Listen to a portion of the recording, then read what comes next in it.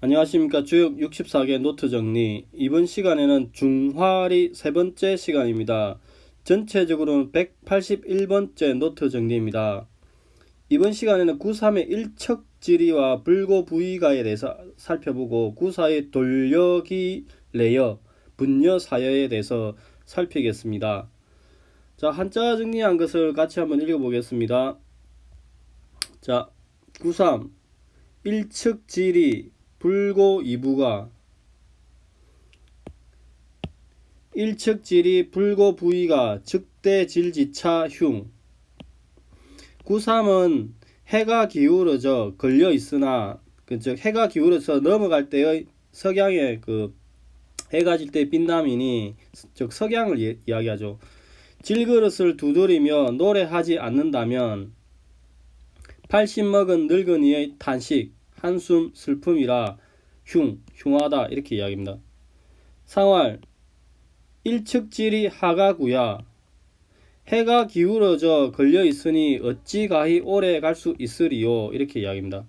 그래서 조금 다른 설명은 일측질이 해가 서쪽으로 기우는데 기울어 하늘에 붙어 있으니 오래 가지 않는 거죠. 즉 해가 지는 상이죠. 즉 해가 떨어질 것이니 사람이 늙어 오래 가지 않아 죽을 것이니 북을 두드리고 노래하지 않으면 늙은이는 탄식할 것이로다 흉하다로 보는 견해가 있습니다.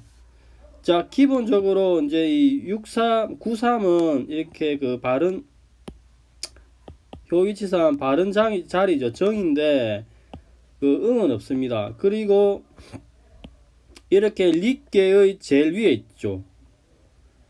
자, 설명하기를 양강의 정의로서 정응하는 효는 없다 이렇게 이야기합니다.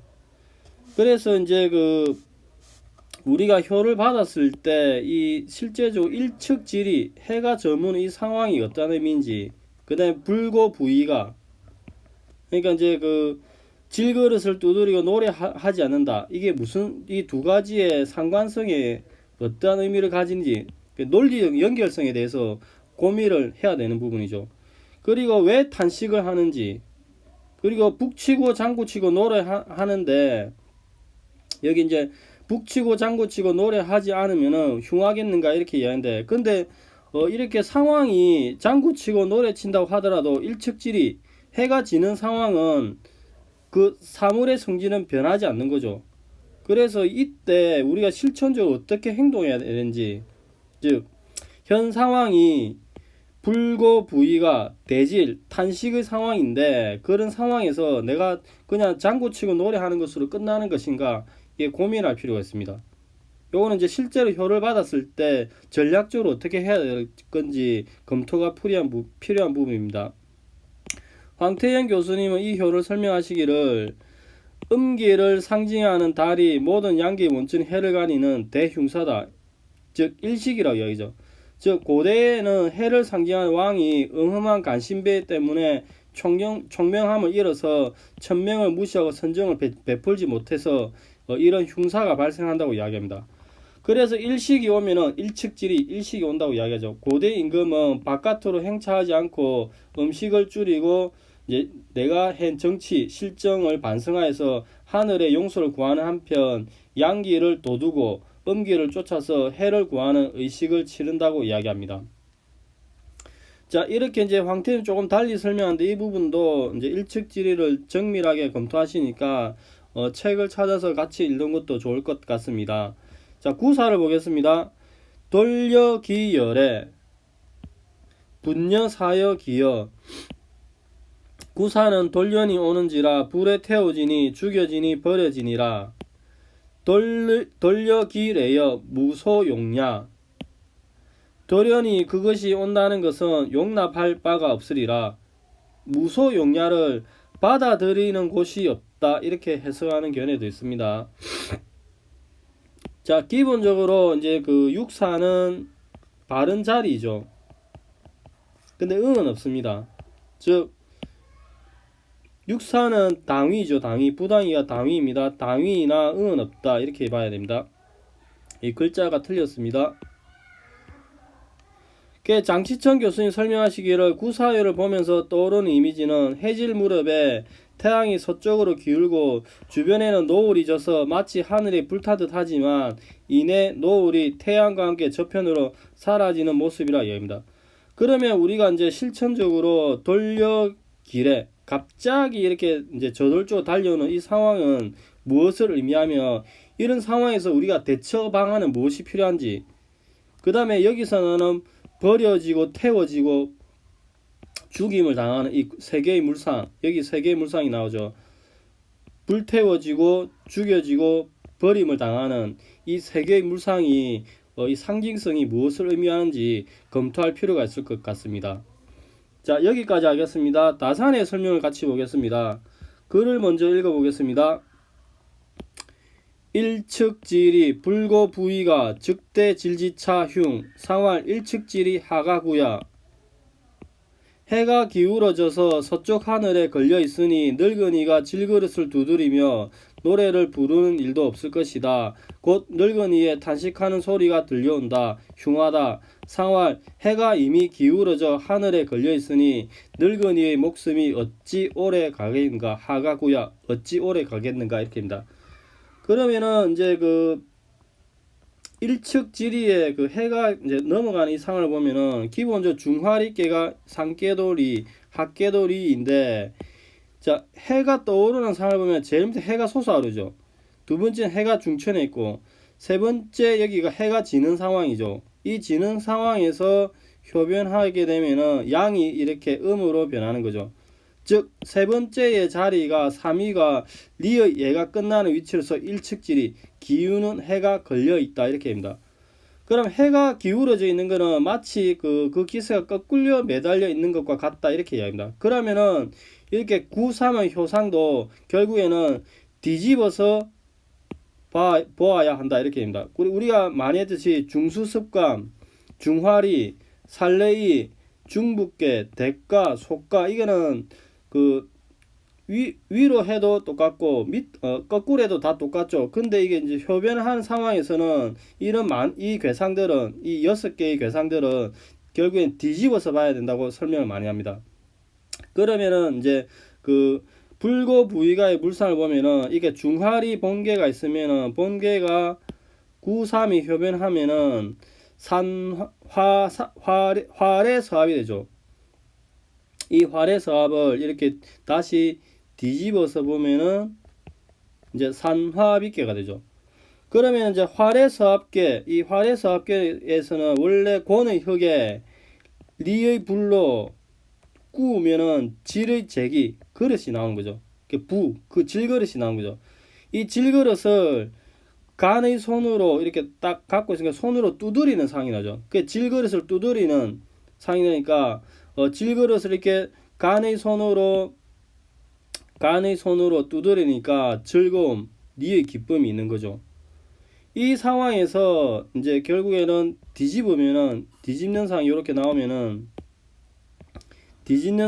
나오면은 이제 빗계, 산화 빗계가 이렇게 물상이 도출이 되면은 이제 진의 질그릇도 없어지고 진의 울림도 없어지는 거죠.